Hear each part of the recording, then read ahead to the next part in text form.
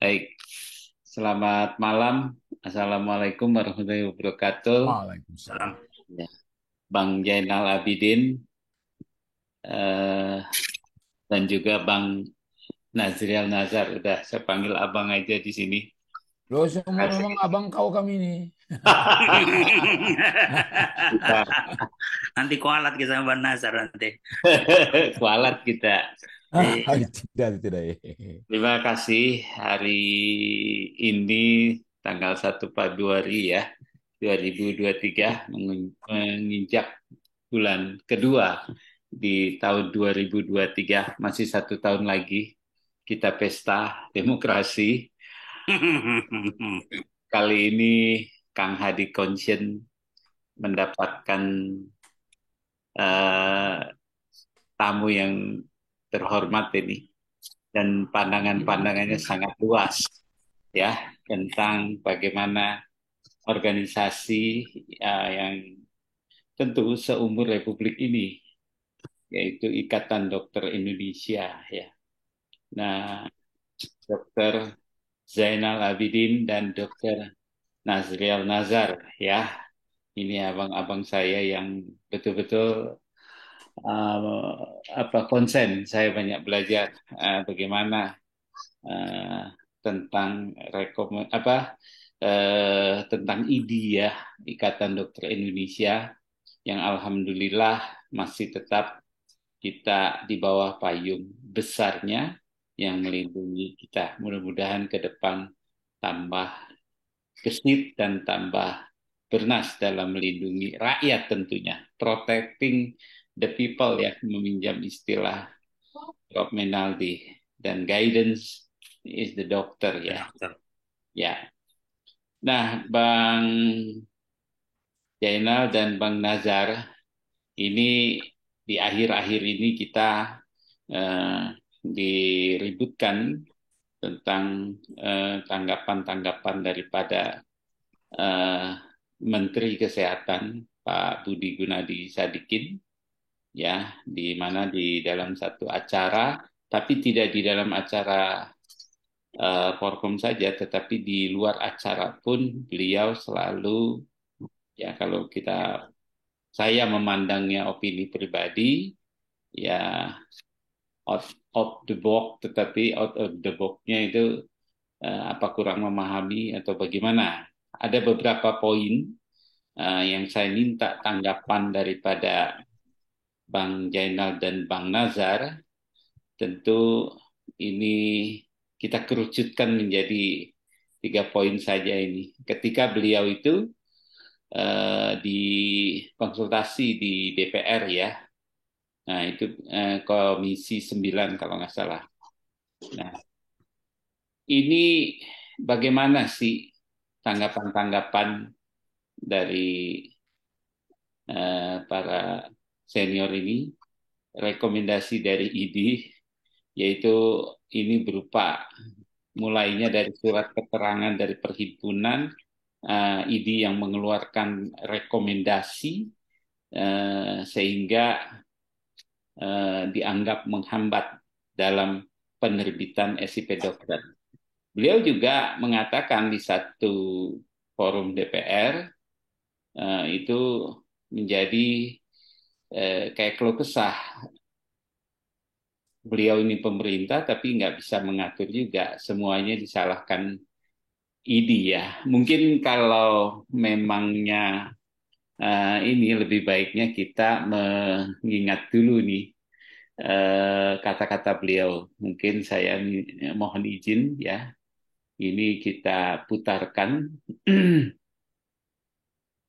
ini ya. Sudah. Jadi pemerintah harus bisa memerintah. Sekarang kita nggak bisa lakukan apa-apa. Kalau kita kurang produksi dokter, emang kita bisa ngatur dokter? Tidak bisa. Kita kurang distribusi dokter, emang pemerintah bisa ngatur distribusi dokter? Tidak bisa juga.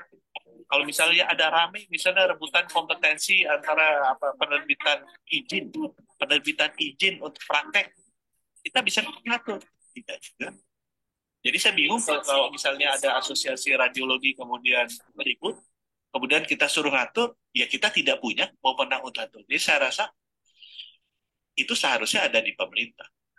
Right to kan, bukannya kita ingin menguasai, tapi kalau kita tidak bisa mengatur, kemudiannya kejadiannya seperti ini. Ya. Baik, itu Bang Enal, Bang Nazar, pemerintah nggak bisa ngatur. Dan nanti mungkin sesuai rencana, kalau yang beredar ya, sebetulnya ini belum ada yang mengakui siapa yang eh, mengeluarkan di jagat maya ini eh, tentang rancangan undang-undang kesehatan Omnibus Law. Nggak ada yang mengaku. Semua kalau kita baca itu ditarik kepada pemerintah. Mulai daripada rekomendasi yang ditiadakan, peran ID yang dikerdilkan. Nah, kalau saya baca pasalnya itu, dan kita udah banyak yang membahas, itu bagaimana Bang Jainal dahulu deh.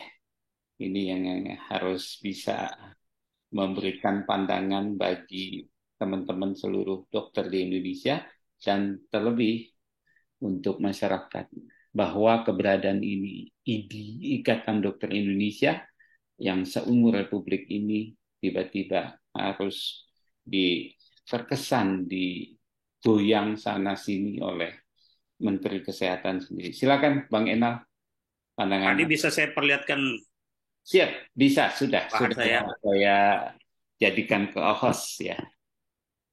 Ya, Bisa kelihatan? siap, sudah Bang. Oke. Karena tadi Pak Dr. Hadi menyampaikan 3 poin, tetapi kemudian kita baru membicarakan pada 1 poin, yaitu tentang rekomendasi, Ya. soal rekomendasi izin praktek.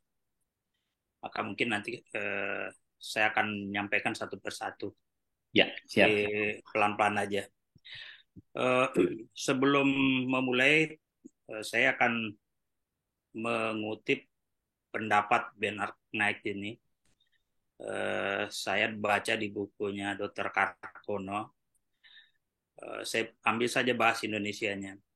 Disebutkan di situ bahwa tidak ada kemampuan orang awam untuk dapat membedakan mana dokter yang sungguh-sungguh terdidik baik dan mana yang palsu. Jadi kalau siapapun termasuk menteri, kalau dia awam, tentu dia tidak bisa memahami itu. Karena selalu para profesi mengatakan ada suasana batin di dalam profesi itu. Jadi susah dipahami. Iya. Karena itu Hadi tadi menyampaikan 3 poin, tetapi saya akan menyampaikan untuk 3 poin itu saya menyampaikan 5 poin tanggapan atas tudingan miring dalam pemberian surat rekomendasi ini untuk pengurusan SIP dokter. Yang pertama, saya mengatakan bahwa terdapat kekeliruan termasuk menteri bila menganggap pemberian rekomendasi di cabang sebagai penghambat distribusi dokter.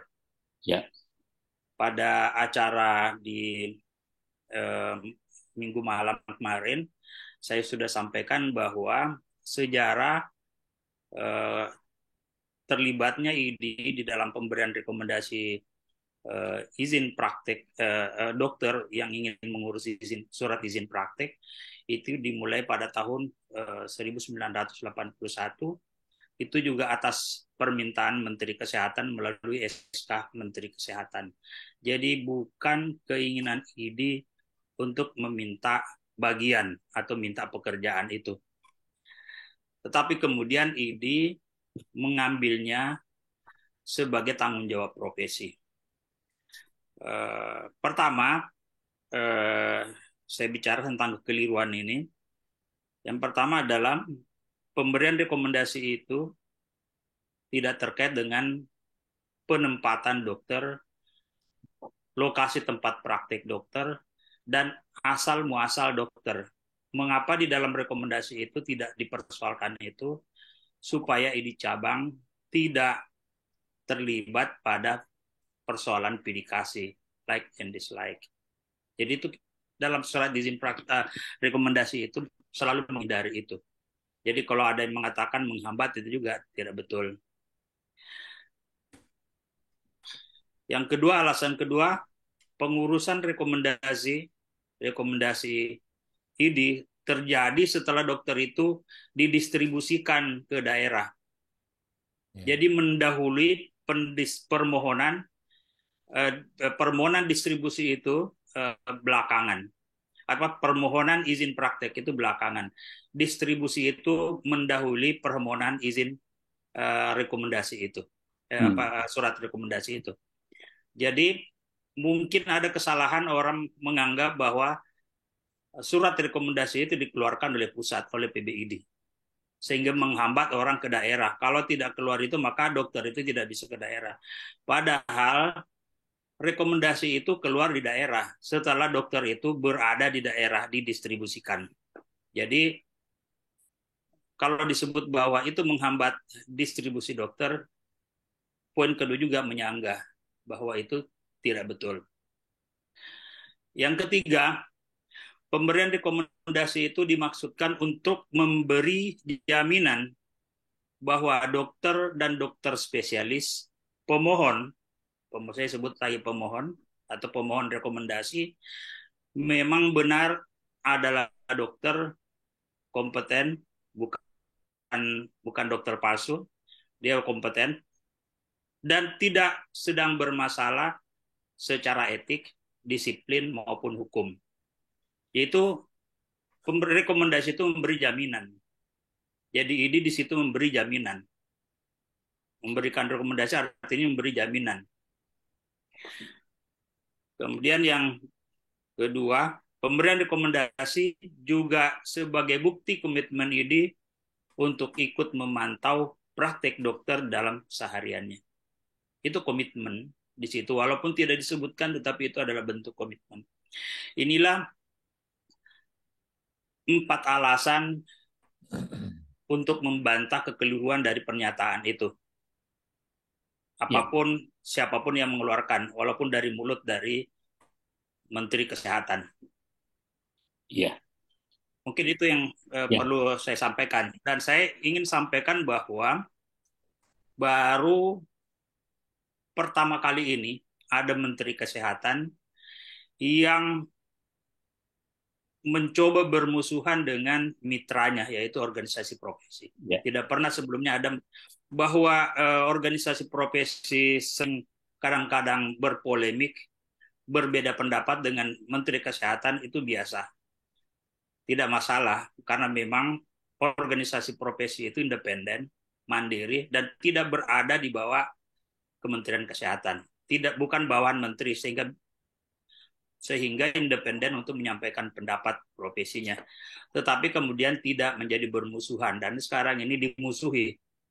Bukan ini saja yang dimusuhi, tapi organisasi profesi lain pun dibuat bermusuhan, dibuat benturan. Jadi antar satu dengan yang lain. Itu saya kira tidak menguntungkan pelayanan kesehatan di Indonesia. Itu aja pertama yang saya sampaikan. Ini persoalan pertama ya, Bang Enal. Mungkin saya bukan menyimpulkan, ini belum ya, bahwa sebetulnya ID itu mendapat tugas dari negara ya. Jadi diminta oleh negara. Betul ya, Bang? Bahwa negara itu nggak mampu untuk melihat begitu banyaknya dokter dan begitu banyaknya keahlian, ya dah. Nah, jadi itu rekomendasi ini merupakan satu tanggung jawab jaminan. Bayangkan kalau kita menjamin orang yang salah, ya, betul nggak? Dan bahkan kalau nanti Bang Nazar juga bisa menambahkan bahwa tidak seperti lembaga-lembaga lain nih, ya saya sebut saja banyak lah ya. Kalau ini memang betul-betul nirlaba, sama sekali kan tidak mendapat sokongan dana apapun daripada pemerintah, ya toh. Nah, ini nanti mungkin yang harus di-highlight seperti itu ya. Mungkin Bang Nazar dulu pendapatnya soal pertama ini bagaimana, Bang Baik, Nazar, silakan. Bismillahirrahmanirrahim. Terima kasih Adi, dan salam appreciate saya kepada KHC ini mau mengangkat ini. Yang jelas sekurang-kurangnya nanti namanya ini media. Kami waktu 3 hari yang lalu bersepakat dengan Bung Zainal, mantan, bukan, saya masih menganggap ketua Purnas Ketua Purna, kita.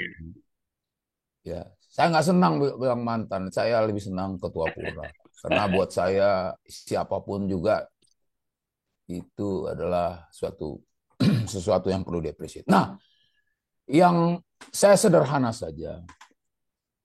Dan ini juga saya stressing waktu saya memberikan tanggapan terakhir. Begini, Adi. Ya. Dan juga insya Allah nanti para penyimak setelah ini teredit dengan baik. Rekomendasi ini adalah sesungguhnya adalah domba putih yang dicat hitam menjadi kambing hitam. Karena saya mengatakan itu, saya ulang. Karena ada, kalau tidak mau mengatakan kegagalan, jadi ada ketidaksesuaian, kurang halus apa itu kalimat saya, ketidaksesuaian antara pemerintah dalam hal ini Departemen Kesehatan yang bertanggung jawab terhadap pelayanan kesehatan. Yang itu tanggung jawab itu adalah wajib dia jalankan karena itu adalah hak semua warga negara. Ketidaksesuaian antara perencanaan, saya menyingkatkan perencanaan itu adalah mapping tenaga kesehatan yang merupakan bahagian yang tidak besar, bukan bagian yang kecil, tapi bagian yang tidak besar dari pelayanan kesehatan. Mapping, lalu itu juga menjadi karut-marut dengan distribusi. Ini saya ingin tekankan apa yang dikatakan Bung Enal tadi. Distribusi. Dua hal itu. Bukankah jelas setelah para tenaga medik, tenaga kesehatan, dalam ini dokter dan dokter gigi, tenaga medik itu terdistribusi baik secara mandiri maupun atas perintah negara, atas pemerintah, terdistribusi sampai ke cabang-cabang ID, sampai ke kabupaten, kota, baru kemudian diminta rekomendasi. Maknanya itu. Jadi apabila nalar sederhana, apabila distribusi ini sesuai dengan mapping dan terdistribusi dengan baik, ya, yang itu 100% tanggung jawab pemerintah CQ Kementerian Kesehatan, perkara rekomendasi, perkara SIP yang itu juga 1000% tanggung jawab dari pemerintah di daerah, ya, itu tidak tergantung dari rekomendasi. 3 hari yang lalu dalam Forkom, Enal sudah menyampaikan bahwa saya sekali ini agak bisa memahami kerasnya ucapan ketua Purna kita ini. Dia bilang, nih saya catat, terserah pemerintah mau menggunakan, mau memakai rekomendasi atau tidak, terserah. Mau bikin aturan sendiri, terserah, itu memang hanya pemerintah. Ini sebenarnya bukan bentuk keputusasaan, tapi ingin mengatakan, wahai pengelola negeri ini, yang diamanahkan untuk melakukan pelayanan yang sebaik-baiknya sesuai dengan amanah Undang-Undang Dasar itu, amanah itu kalian jalankan dengan benar. Sedangkan dokter yang berkaitan dengan rekomendasi ini tadi, dokter gigi, tenaga kesehatan yang lain itu adalah sukarelawan sebagai bentuk kepedulian kepada negara, sukarelawan yang menjalankan tugas negara, memberikan kesejahteraan dalam sektor kesehatan. Itu dulu. Kalau ini nggak bisa dipahami oleh para awak media yang akan menyebarluaskan, yang akan menghitam putihkan, yang akan membelok-belokkan apa yang disampaikan oleh Bapak Menteri, yang saya appreciate ini. Saya appreciate pembicaraannya itu. Appreciate ini kan bisa macam-macam. Appreciate-nya itu supaya gamblang difahami. Lah, kalau para awak media tidak bisa mencermati atau mengambil apa-apa saja yang diucapkan oleh beliau, lalu apa-apa saja sepenggal-sepenggal diambil dari pembicara-pembicaraan itu, di mana di situ memang kita mengakui bahwa ada masalah tentang rekomendasi, ada masalah tentang like and dislike penerimaan dokter, tetapi itu bukan persoalan yang menyebabkan terganggunya pelayanan, yang menyebabkan terganggunya distribusi dan sampainya tangan-tangan medis ke masyarakat. Itu dulu. Itu harus digarisbawahi Adinda Hadi. Saya memperkuat apa yang Anda sarikan sementara dari apa yang katakan Enal tadi itu. Saya cukupkan dulu karena waktu kita barangkali dimanfaatkan untuk yang lain. Ya, baik Bang Nazar. Mungkin nih langsung aja nih Bang Jainal. Tentu ada beredar juga pernyataan-pernyataan Pak Menkes ini ya, yang sekarang ini dijabat oleh Pak Budi Gunadi Sadikin, ya, itu beliau menuduh atau berprasangka, ya, di mana ada abuse of power, ya, yang dituduhkan kepada ID. Di sini juga sekaligus nih nanti yang mungkin Bang Zainal bisa kita mintakan pendapatnya dengan Bang Nazar. Ini disinyalir nih ada uang setoran nih atau pungli nih dari junior ke senior ya. Kalau dia mau diizinkan di tempat itu. Tentu ini tuduhan yang bukannya main-main.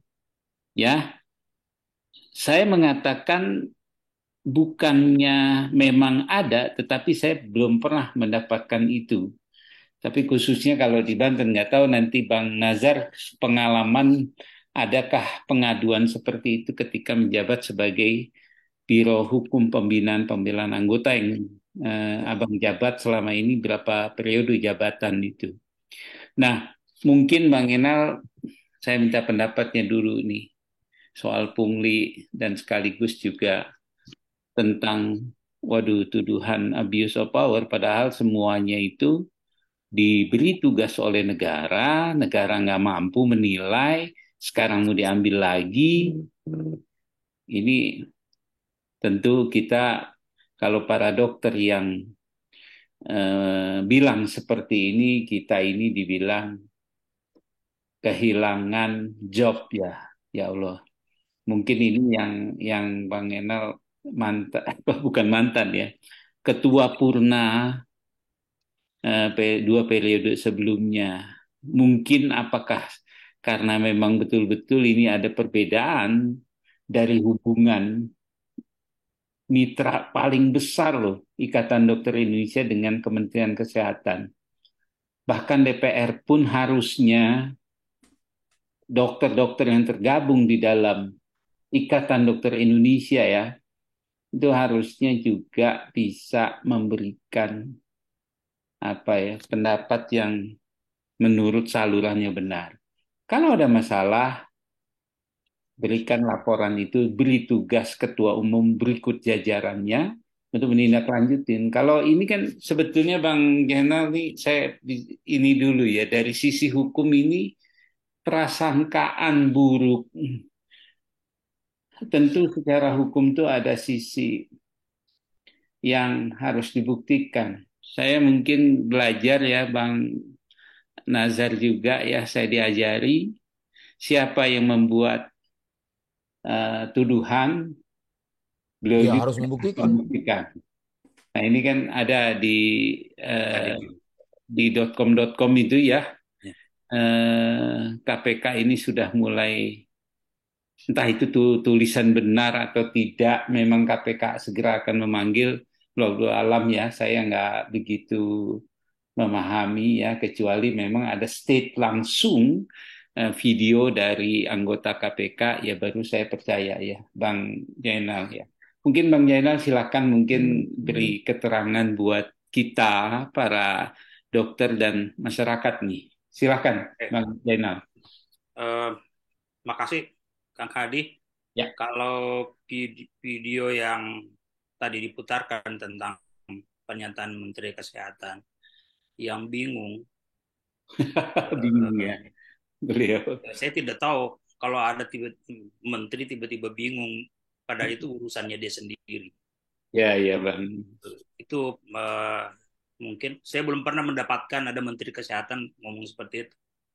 Bingung dengan urusannya dia sendiri dan kewenangannya dia sendiri. Apa yang bakal dikerjakan ya? Terus iya, jangan-jangan itu yang menyebabkan dia menuduh kiri kanan. Tapi baik, saya akan menjawab poin tadi dua dan tiga karena sudah masuk pada soal pungutan dan abuse of power. Ya. Di dalam 5 poin yang saya buat tadi, poin kedua saya sampaikan bahwa soal tudingan adanya pungutan liar atau setoran kepada dokter senior atau dokter tertentu, dan juga dia menyatakan bahwa ada diskriminasi dalam pemberian rekomendasi. Menurut saya pribadi, biarkanlah Menteri Kesehatan sendiri yang membuktikan, seperti dengan doktrin yang Dokter Hadi tadi sampaikan. Siapa yang menuduhkan, dia harus membuktikan. Kalau misalnya benar KPK minta pembuktian itu, maka seharusnya Menteri Kesehatan membuktikannya supaya kita tahu. Karena kalau dia tidak bisa membuktikan, maka berarti beliau adalah penyebar fitnah. Ya, tidak pantas seorang menteri menyebar fitnah. Yang ketiga, bahwa bila ada biaya yang harus dikeluarkan oleh dokter pemohon rekomendasi, memang itu betul. Namanya biaya pengurusan rekomendasi, itu jelas bisa dibaca di website ID. Dan juga PBID sudah sering menjelaskan, seluruh dokter tahu itu. Jumlahnya pun juga tahu. Karena kalau itu tidak ada, ID cabang itu juga punya pegawai. Bagaimana menggaji pegawainya karena di situ bukan pengurus saja, pengurus nggak digaji, tapi pegawai itu harus digaji. Yang mengurus ngetik itu. Jadi karena itu ada ada biaya pengurusan rekomendasi surat izin praktek itu.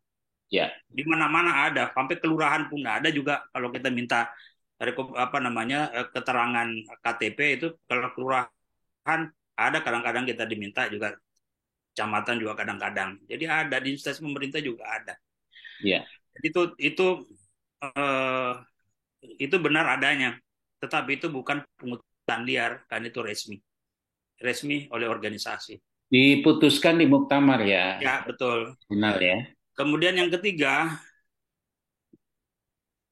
keempat adalah bahwa dokter pemohon yang menunggak atau lalai melunasi iuran bulanannya, maka sebagai anggota ID tentu diminta untuk melunasi sebanyak berapa bulan dia menunggak. Kalau dia menunggak 5 tahun, maka dikali saja 5 kali 12 bulan kali jumlah iuran itu. Sesuai dengan keputusan Muktamar ke-30 disebutkan bahwa iuran bulanan anggota ID hanya 30.000 per bulan. Ya. Saya ingat waktu saya masih PTT tahun akhir 90-90-an, itu bidan saja, bidan PTT iuran per bulannya itu sudah 100.000. Woi, Ya, itu tidak ngeluh loh. ya, ya, ya. ID iurannya hanya 30.000 per bulan. Di dalam website ID cabang Bekasi disebutkan di situ pendistribusiannya, jadi transparan, tidak ada yang disembunyi-sembunyikan. PBID mendapatkan dari iuran 30.000 itu 1.500. Per Sehingga kepala. dulu iuran itu sebelum Muktamar 30 itu iuran itu 15.000 per bulan. 15.000 atau 25.000. Jadi naik jadi 30.000.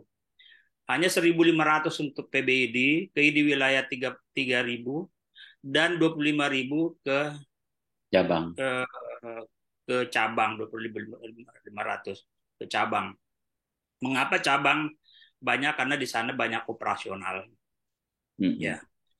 Kemudian Bang Enal sebentar. ya, Ini Muktamar 30 ini ya mungkin kalau kalangan kita tahu.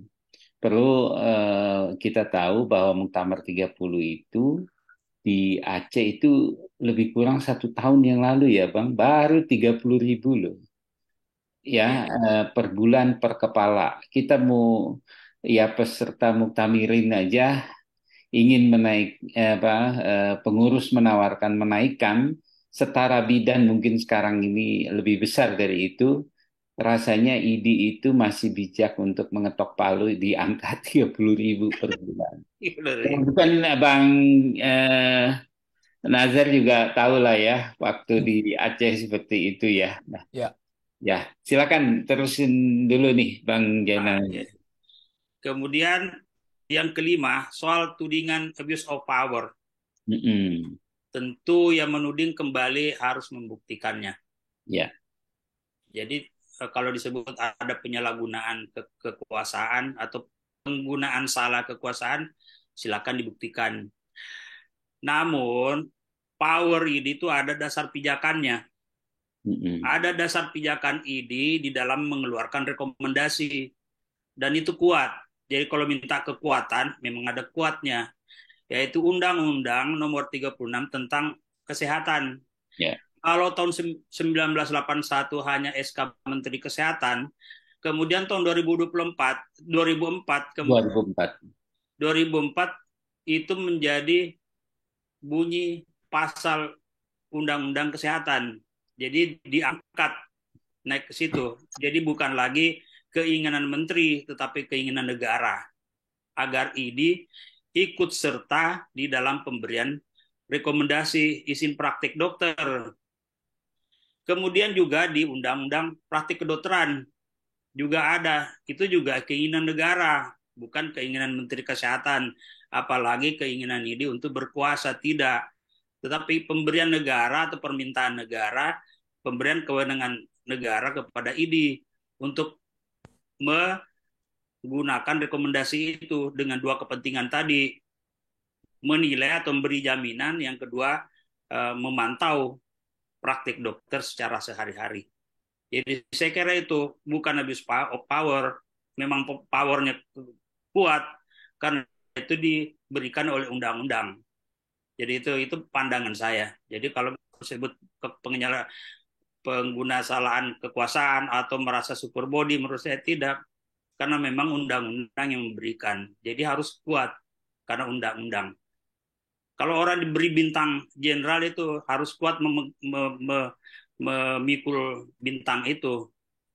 Jangan kemampuannya memikul kopral tapi mintanya jenderal, nggak bisa. Karena itu kalau dikasih bintang 3, 4 itu 5, apalagi kalau ada 5 bintang, maka harus kuat, power itu harus digunakan dengan baik. Jika itu mungkin Dr. Hadi. Baik. Ini ada 2 undang-undang.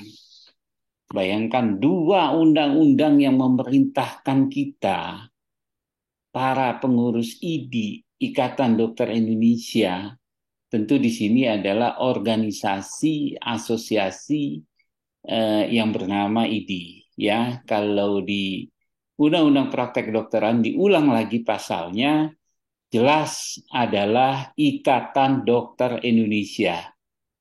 ini kekuatannya cukup kuat. Nah, kalau yang menuduh ini abuse of power, ya mungkin harus belajar lagi nih undang-undang ya, Bang Nazar ya. Bagaimana pendapatnya Bang nih dari Ya, tulisannya Bang baik. Enan? Silakan. Ini Saya ahli hukumnya ini. memulai dari Ini Kak Bang, tunggu dulu nih Bang. Sebelum lanjut nih kita mungkin minum rumah masing-masing ini. Saya Minum oke. kopi. gelasnya Adi kegedean, aku Tolong kecil. aku mau minum. Ya, Ya, silakan. nah, saya orang terakhir di antara kita bertiga yang minum. Ini si Bunda udah menyediakan teh buat saya. Amin. Aduh. Alhamdulillah. Nah, tentang pungli. Ya, Kopi ya. Mm-mm. buat saya ini mungkin bermakna tidak sekedar administratif atau perdata. Halus kalimat saya.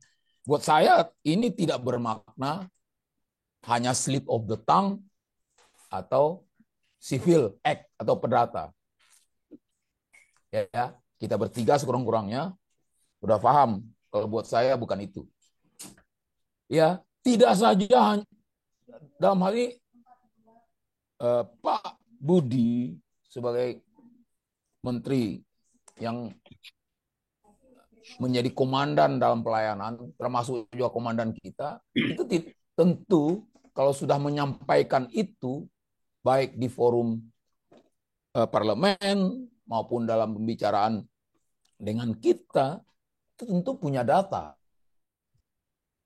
Tentu punya fakta.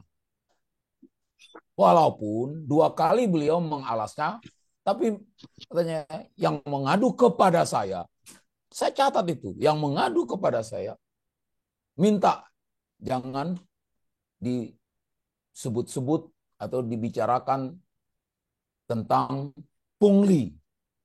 Itu nanti kita minta sama Zul, panitia yang membuat pembicaraan minggu lalu itu, hari minggu lalu itu ada terekam. Saya tidak menyerang pribadi Pak Menteri. Tetapi ini bukan perkara slip of the tongue dan perkara perdata saja. Bukan kena gegap gempitanya istilah pungli. Tidak bisa sekedar begitu saja. Karena buat para pihak ketiga yang menjadi pelanggan kita, kalau bicara profesi, yang yaitu masyarakat yang membutuhkan dan kita berikan pelayanan, kata-kata pungli bukan kata-kata sederhana, Hadi. Ya. Saya bukan sedang mendramatisir. Itu bukan kata-kata sederhana. Mohon nanti kalau diedit, mohon banget. Bukan saya supaya didengar suara saya, tidak. Ini jangan diedit apa yang saya sampaikan ini. Ya. Ini bukan kata-kata sederhana, Adinda. Karena buat orang awam, pungli oleh sebuah profesi yang begini besar, yang keluhurannya dipertaruhkannya, karena itu dia bernama profesi yang lebih tinggi sebenang, lebih di depan selangkah kata orang Minang daripada profesi lain. Benar-benar menjadi, bukan hanya menjadi cacat, jadi menjadi terdegradasi, menjadi asfalasafilin kalau menurut kitab suci saya. Asfalasafilin. Tahu adik asfalasafilin? Aspal, bahasa Arab itu aspal itu aspal, jalan. Ya. Safilin di bawah aspal lagi. Iya, iya. Pantas diinjak-injak orang. Iya, iya. Masya Allah. Jadi, itu saya tidak mau. Lama-lama kalau ini, saya mohon maaf, terkuras emosi saya kalau bicara ini. Tetapi yang jelas, Anda bertanya tadi. Ya. Sepanjang saya diberi amanah bersama Anda juga, perintah Enal juga. 4 periode saya di BHP 2A, 3 periode saya menjadi ketua, bebannya bukan ringan itu. Tetapi kami pernah menemukan bukan pengaduan. Kami mendengar ada isu di 2 tempat, satu di Indonesia bagian tengah, ya kan? Satu di Indonesia di kawasan utara Indonesia bagian barat. Kita tracing, Adi. Ya. Kita tracing dengan sangat persuasif. Abang walaupun ngomongnya galak kayak gini, abang sangat piawai juga bagaimana persuasif. Ternyata itu yang satu adalah senda gurau. Yang satu tidak bisa mengatakan apa-apa sampai ke perhimpunannya. Semua membantah. Itu di zaman kembali. 4 periode saya 2 hal itu kami tracing. Boleh cek. Orang-orangnya kalau perlu nanti abang kasih tahu siapa yang tracing, siapa yang meng-clearkan. Clear yang terakhir adalah waktu. Mungkin Adi masih ingat. Waktu kami standby urusan Ayu, 3 orang anggota BHP2 perintah Enal itu. 3 orang ke Manado, saya standby di Makassar. Di situ saya juga melakukan tracing. Di situ saya mengerti tidak ada ini sama sekali. Kalau Clinton bilang, Presiden Amerika, mantan Presiden Amerika bilang, read my lips, saya juga. Saya bisa mempertaruhkan, read my lips. Saya menjadi pelakunya sendiri. Jadi, tetapi kata-kata pungli bukan kata-kata main-main. Ya, jadi kita bukan membiarkan itu. Yang ada mungkin, ada di satu daerah, di Sentral Jawa, dia minta pribadi ke Abang Adi, dia diminta sekian, 5 juta lebih, untuk apa itu tambah ongkos untuk yang resmi untuk mendapatkan SIP. Saya tanya, kenapa sekian? Mari kita ini. Waktu itu sedang mengajar ATLS. Ternyata persis seperti yang dikatakan Bung Enal tadi. Ternyata 1 periode pembuatan STR selama 5 tahun, beliau ini lupa tanda kutip, lupa melunasi itu. Dan ditolerir karena beliau ini senior, ditolerir oleh pimpinan cabangnya. Nah, itu yang kami temukan. Saya nggak tahu orang lain menemukan. Jadi dengan asumsi keluarnya kata-kata pungli itu, asumsinya adalah tentu ada fakta, tentu ada, kalau orang bilang, biasanya Enal di sekolahnya mengatakan fakta persidangan, kan ini. Hakim mengambil waktu itu dari fakta persidangan sebelum berdasarkan pemahaman nuraninya yang terakhir, fakta persidangan tentu ada. Dan terus terang, kita sepakat bahwa kita sangat berterima kasih dan tidak akan menutupi kalau ini memang ada terungkap. Kita sangat berterima kasih. Kita harus melakukan bersih-bersih di rumah kita.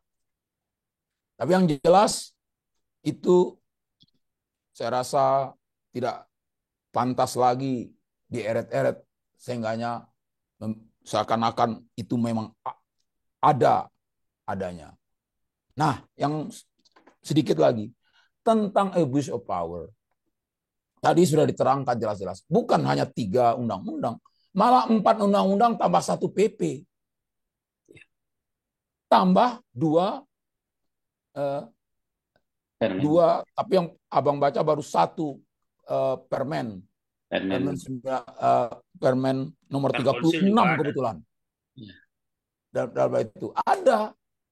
Nah, kalaulah itu disebut juga abuse of power, super power, seperti yang dikatakan itu, kalimatnya kan begini tadi di slide itu. Kalau kita ingin menempatkan dokter di suatu tempat, apa kita bisa? Nggak bisa, kita jawab sendiri. Kalau kita ingin, kalau ada pendidikan, menambah pendidikan dokter, kalau kita tempatkan, emang bisa? Tidak bisa pemerintah. Ini adalah menurut saya sebuah cara retorika sehingganya orang berfokus kepada begitu viktimnya si pembicara, begitu teraniayanya si pembicara, tidak bisa berbuat apa-apa padahal seharusnya dia bisa berdaya. Playing victim. Kalau menurut saya, mohon maaf. Karena di hadapan khalayak ramai, khalayak resmi. Jadi, nah, 2 detik lagi, bahwa kalaupun itu terjadi, bukankah pemerintah di negeri ini sudah membuat yang nggak pernah disentuh-sentuh, yaitu Badan Pengembangan Kesehatan Nasional, Badan Pengembangan Kesehatan Daerah, sampai ke badan itu ada di kecamatan. Konon kabarnya juga ada di kelurahan. Salah satu di antaranya seperti apa yang disitir dan dipresentasikan oleh Adinda Beni Satria. Di situ tempatnya tentang pendayagunaan, tentang tenaga kesehatan, tentang pengembangan pelayanan, dan seterusnya, termasuk mengenai personil yang benar-benar terhambat. Benar-benar ada abuse of power dari salah satu organisasi yang bernama IDI. Sementara itu. Ya, baik Bang. Tentu ini kembali lagi, karena ini sekarang kan mungkin Bang Enal nanti bisa memberi tanggapan juga. Zamannya dulu belum otonomi daerah, tentu sentralisasi itu sangat kuat ya Bang. Dari Kemenkes langsung ke daerah dulu kan, kalau nggak salah ya, saya PTT itu masih mengalami kanwil ya, kantor wilayah kesehatan sebelum langsung. Nah, sekarang ini Dinas Kesehatan juga kan tunduknya sama undang-undang otonomi daerah yang dikeluarkan oleh Menteri Dalam Negeri. Tentu bosnya adalah Mendagri ya. Nah, ini terbukti pada waktu kebijakan-kebijakan yang terbiasa ketika penanganan COVID, tapi karena ini mereka bingung, terpaksa dia harus mengikuti arahan atau petunjuk dari pusat. Artinya apa? Ternyata mungkin apakah kesehatan ini memang nggak banyak manfaatnya kalau didesentralisasi, atau memang kita harus balikan lagi pada sentralisasi. Mungkin tapi kalau bisa diberi ulasan, tapi kalau mungkin ini nanti kita bisa bicarakan di eh, kesempatan lain, Bang Enal. Silakan, mungkin sekalian karena ini waktu ya, durasi podcast ini, Bang Enal dan Bang Nazar, nanti mungkin catatan akhirnya silakan dibacakan oleh Bang Enal sendiri. Silakan. Baik, yang pertama yang saya ingin sampaikan tadi, masih ingat dan masih ada waktu sedikit, terkait soal niat baik dari Menteri Kesehatan. Ya. Seandainya apa yang ditemukan kalau memang benar ada buktinya, langsung disampaikan kepada IDI. Bukankah awal-awal beliau menjadi Menteri Kesehatan itu sangat dekat dengan IDI zaman COVID? Hubungannya Langsung mesra ya. disampaikan. Tentu PBID sangat berlapang dada untuk menerima dan melakukan pembenahan secara internal. Jadi tidak perlu diumbar keluar kalau memang ada buktinya. Tetapi kemudian karena KPK juga kalau itu benar sudah menanggapi, maka ya silakan Menteri menyampaikan ke KPK. Kemudian yang disampaikan bahwa terkait dengan otonomi daerah itu tidak bisa lagi kita tangisi sesali, ya, karena itu sudah terjadi. Memang seluruh undang-undang yang mengatur tentang kesehatan itu melibatkan lintas sektor, tetapi koordinatornya adalah Menteri Kesehatan. Jadi seluruh urusan kesehatan itu koordinatornya ada Menteri Kesehatan, panglimanya adalah Menteri Kesehatan. Jadi kalau Menteri Kesehatan tidak bisa berkoordinasi dengan kementerian lain, maka pasti program-program kesehatannya itu tidak akan jalan. Jangankan menteri lain, dengan IDI saya orang profesi aja tidak bisa berkoordinasi. Gimana mau jalan itu program? Nah, catatan terakhir saya, pertama, bila 3 tudingan tadi yang disampaikan Kang Hadi itu, tudingan miring itu, dilakukan oleh seorang menteri karena ketidaktahuan, karena dia orang awam, tentu lebih mudah kita pahami. Karena itu kalau dia tidak tahu, awam, maka sebaiknya dia bertanya. Yang kedua,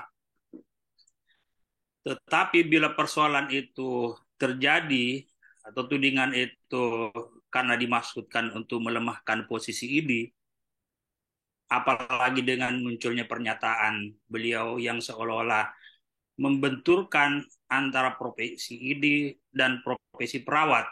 Kita pasti dengar semua, saya lihat dengar Ya. tadi pagi, membenturkan antara perawat dengan dokter, itu artinya ada niat yang kurang baik, ingin melemahkan organisasi profesi secara khusus ID. Dia sendiri serang, kemudian membenturkan satu dengan yang lain, artinya memang ada niat yang kurang bagus. Poin ketiga, hal ini juga dapat memunculkan spekulasi bahwa sebetulnya niat di belakang itu adalah untuk memuluskan berprakteknya dokter asing Indonesia. Jadi melemahkan ini supaya tidak perlu memberi rekomendasi kepada dokter yang ingin berpraktek di Indonesia, supaya dokter asing dengan mudah melenggang ke Indonesia. Artinya tidak ada lagi proteksi. Tidak perlu kita ketahui apakah dokter atau bukan, kompetensi atau tidak, berperilaku baik atau tidak, berkasus hukum atau tidak, kita masyarakat tidak perlu tahu. Nah, itu berarti persoalan menjadi lain. Seperti juga saya sampaikan di sini, seperti mudahnya tenaga kerja tenaga kasar asing masuk Indonesia tanpa keikutsertaan atau tanpa rekomendasi dari organisasi pekerja di Indonesia. Ya. Mereka kan mulus saja masuk organisasi pekerja di Indonesia gigit jari.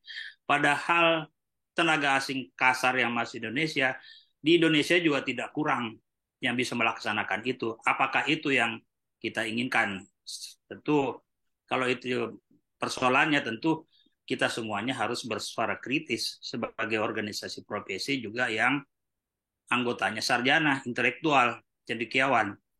Berikutnya, atau sebetulnya ingin mengalihkan perhatian atas banyaknya masalah kesehatan dari hulu sampai hilir yang tidak mampu beliau kendalikan. Tadi sudah geleng-geleng kepala itu. Mapping kata Bang Nasar, distribusi tenaga kesehatan, COVID memang sudah selesai karena bantuan banyak pihak, termasuk dokter banyak yang meninggal. Tetapi angka TB Indonesia masih nomor 3 di dunia. Ya, betul. Itu pekerjaan beliau. Stunting Indonesia masih banyak, gizi buruk masih banyak, stunting masih nomor 3 di dunia, nomor 4. Kematian ibu anak masih banyak, sanitasi lingkungan masih banyak, DBD juga masih mengancam. Itu pekerjaan beliau. Nah, kalau itu juga tidak bisa dilaksanakan, jangan mencari kambing putih yang dihitamkan, kata Bang Nasar tadi. Oke, Bang Nasar? Ya. Jangan mencat putih hitam kambing yang sudah putih. Ya. Karena ketidakmampuan melaksanakan tugas utamanya, kemudian mencari mengkambingkan yang lain, mengkambing hitamkan yang lain. Mungkin itu Kang Hadi. Ya. Saya kembalikan. Baik, Bang Nazar nih kembali nih. Ingat ini di zamannya Bang Nazar dan Bang Zainal Ya. Sebagai ketua dan Bang Nazar sebagai ketua BHP2A di salah satu di daerah kota di Banten itu terjadi penerimaan dokter asing. Dokter asing dari Malaysia. Tangerang Selatan. Waduh, ini ditembak langsung ini ya. Itu memang mimpi dari pimpinan di daerah menyatakan bahwa jadi serambi Singapura. Nah itu kan sudah diatur nih Bang Nazar ya. Waktu itu saya ingat saya menghadap. Waktu itu saya masih ya boleh dibilang badan saya masih kurus kali ya waktu itu. Ya, tapi anggota BHP2 Banten. Ya, ilmu saya masih sangat minim walaupun sekarang juga makin banyak persoalannya kok saya masih makin minim ilmu saya. Bang Nazar dengan Bang Enal nih yang malam ini menemani saya ngobrol di KHC. Nah itu kan sudah ada disyaratkan. Apakah itu nanti akan dilebur sehingga losing begitu saja. Karena mungkin ya kalau saya ingat ya Bang, mungkin takut salah karena saya tidak membaca dengan detail pada saat ini, tapi yang masih saya ingat adalah harus ada regulasi dan itu trapnya sudah ada. Alih Ya, teknologi, ya toh, transfer of knowledge itu yang diperlukan oleh kita. Karena sebetulnya tenaga waktu itu kan kita sudah ada dan itu juga harus bekerja sama dengan izin apa itu keimigrasian. Makanya pada waktu itu kita teman-teman protes, lalu kita tangani ya. Nah, terima kasih sekali nih kepada Bang Jainal pada waktu itu, terutama juga yang mengawal karena ketum itu kan urusannya pada waktu itu banyak dan yang mengawal ini adalah komandannya adalah Bang Nazar. Saya sampai di penjara sama beliau dari siang sampai malam. Dikulitin, ditugasi, ya, tapi saya senang dapat pelajaran yang paling berharga dari Bang Nasar dengan tim tentunya ya, tidak Bang Nasar saja ya, banyak pada waktu itu dibeberkanlah semua saya dikasih bekal, ini loh Hadi, ini loh, dan itu kepercayaan kepada BHP 2A. Tangsel pada waktu itu masih gabung Bang ya, dengan Tangerang. Nasar, masih belum pecah idiknya, tapi pemerintahnya sudah. Nah, ini bagaimana Bang? Apakah nanti ini betul-betul kita harus memberitahukan juga transfer of knowledge ini yang diutamakan oleh kita. Nanti kalau ID-nya sudah tidak berperan, bagaimana nanti juga uh, protecting the people ya, the doctor is, guidance is doctor ya. Ini gimana Bang Nazar nih Ya, pengalamannya? Mungkin bisa di saya singkat saja, karena Anda sudah mereminding apa yang kami kerjakan. Kebetulan pelakunya ada tiga-tiganya di sini. Ya, ya, benar. Itu di Penggalan itu saya menganggap itu tugas paling berat ya, karena di awal-awal di bawah perintahnya Enal waktu itu ya. Singkatnya begini, paradigma tentang masuknya tenaga asing, baik kurun waktu, abang mulai dari bawah, baik kurun waktu, apalagi kapabilitas kompetensi, kemudian tergantung dari hal-hal lain. Nah, hal-hal lain inilah yang sekarang dielaborasi, dibelokkan. Itu masih tetap, yaitu transfer of knowledge, oke. Tenaga yang memang itu tidak ada, di sekurang-kurangnya untuk daerah itu sangat dibutuhkan, ya kan? Benar-benar tidak ada dan tidak bisa diambil dari domestik, iya. Untuk tenaga pendidikan, iya. Semua dibatasi dengan kurun waktu tertentu dan tidak boleh berulang lebih dari satu masa perulangan. Jadi kalau izinnya itu 6 bulan kali paling 6 kali 2 dan seterusnya dan seterusnya. Itu masih berlaku, Adi. ya. Dan ini memang perlu kita suarakan. Bagus sekali ini pertanyaannya. Kita suarakan untuk mengingatkan para orang-orang yang mengelaborasi hal ini di media. Ya. Sekarang yang terjadi adalah hal-hal lain yang dirasa perlu itu. Yaitu, Anda tahu, kita tahu, sekarang mereka dengan alasan mengawal peralatan. Kayak contoh di pulau yang berbentuk huruf K, yang salah satu orang yang dilahirkan di sana ada di depan kita ini, di situ dengan alasan mengawal keren, masuklah buruh kasar. Sama, nanti jangan-jangan untuk mengelawar sebuah MRI masuk satu gerbong, padahal itu tidak masuk kriteria. Mengawal robotik aparatus misalnya, dan seterusnya, dan seterusnya, dan seterusnya. Apalagi Menteri Kesehatan sedang berprogram di seluruh ibu kota provinsi, operasi canggih jantung akan digelar. Kuratif, luar biasa. Kuratif dan ekspensif. Nah, itu punya alat-alat. Di situ apa karpet merah baru untuk tenaga asing dibentangkan lagi. Bung Enal, Adinda Hadi, saya tidak anti terhadap Asing. teknologi. Saya tidak anti terhadap ilmu baru. Kami apalagi di bedah gandrung dengan itu. Tapi tatanan yang sudah ditetapkan dulu, yang Anda coba memantik lagi kayak tadi peristiwa di Tangerang Selatan sekitar tahun 2012 itu kalau nggak salah.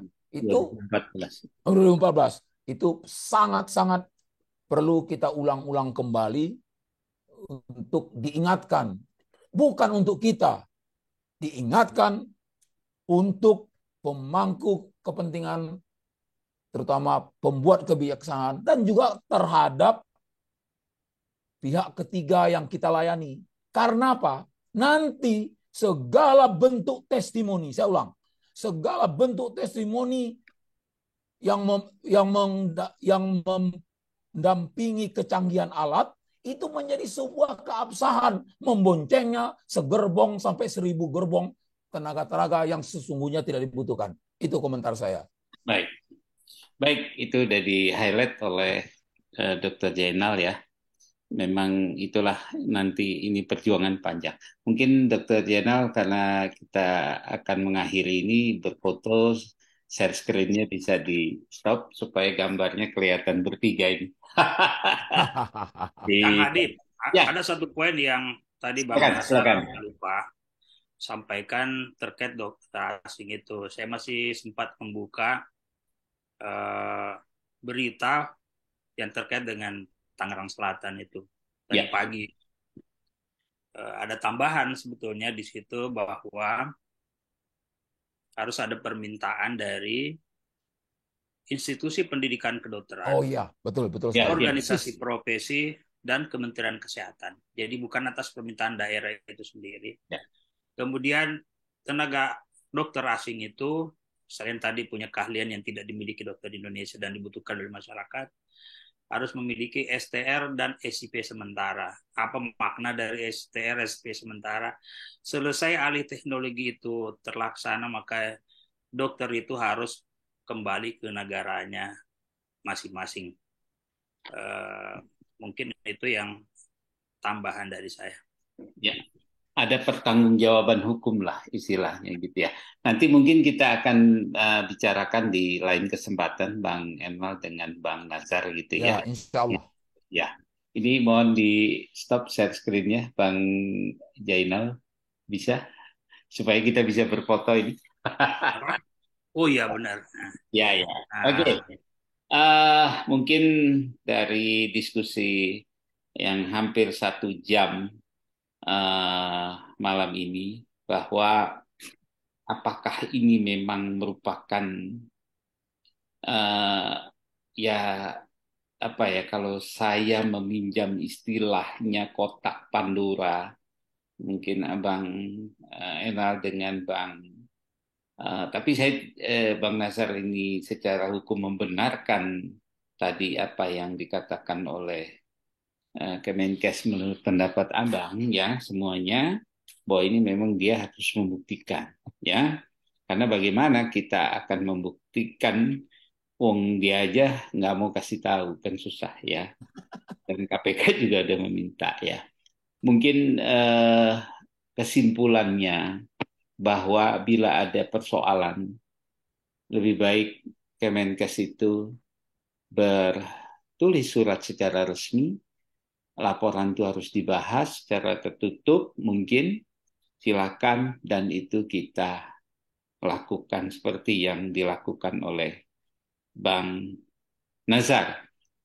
Mari kita sama-sama, Mas Denny Satria juga sebagai Ketua BAP2A, anak yang cerdas ya, adik kita yang cerdas pasti juga akan menerima semua saran yang disarankan oleh para pendahulunya.